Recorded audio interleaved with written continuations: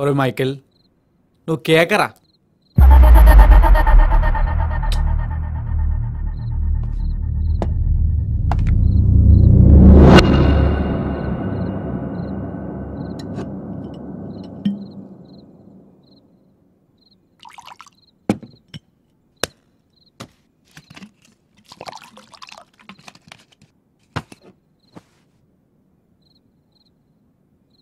ఏంటి మమ్మీ, ఏంటి అలా చూస్తున్నావు? నీకు ఇవ్వకుండా నేనే తాగుతానన్నా ఓ పెగ్గేస్తావా? అబ్బో, ఎందుకంత కోపం? తాగు, పర్లేదు. నీ కొడుకు సొమ్మే, టాబ్లెట్ కూడా అవసరం ఉండదు.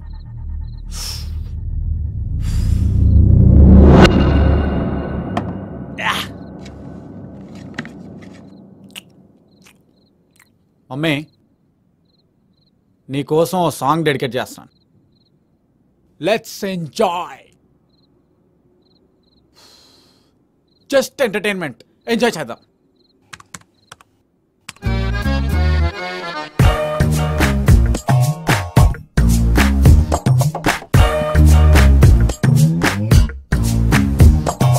అమ్మా లేదు, నాన్న లేదు, అక్క చెల్లి తమ్మి లేదు, పిల్ల లేదు, పెళ్ళి లేదు, పిల్లనిచ్చే పెళ్లి చేసే మామా లేడు, ఏక్ నిరంజన్. ఊరే లేదు, నాకో పేరే లేదు, ఓడే లేదు, నాకో నీడే లేదు, తానానే గుర్తే రాదు, తానానే లేదు అసలే. మమ్మీ, నేనయ్యా ఈ బండి వచ్చేసాడు. చెప్తావా? చెప్పొద్దు.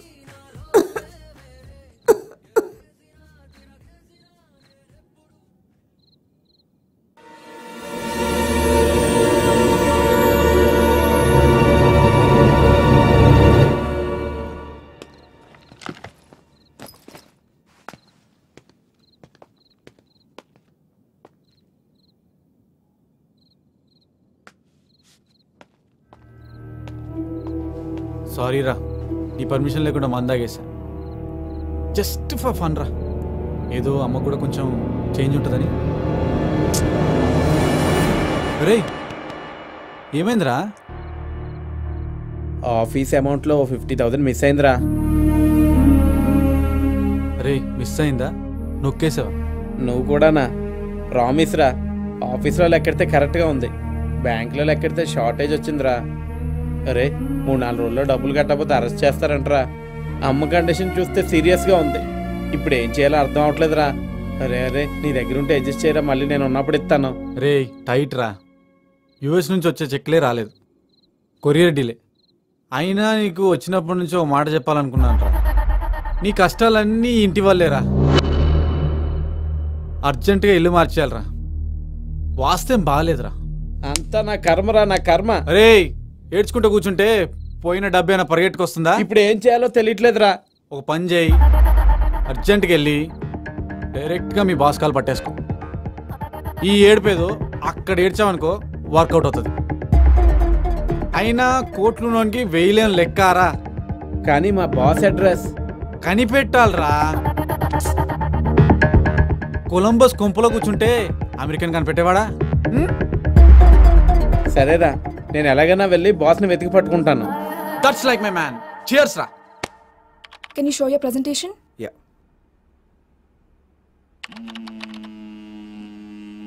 Excuse me. చెప్పు. ప్రచండ వైజాగ్ వచ్చాడు, ప్రస్తుతం ఫామ్ హౌస్లో ఉన్నాడు. ఈ రాత్రికి వెళ్ళిపోతాడు. This is your last chance.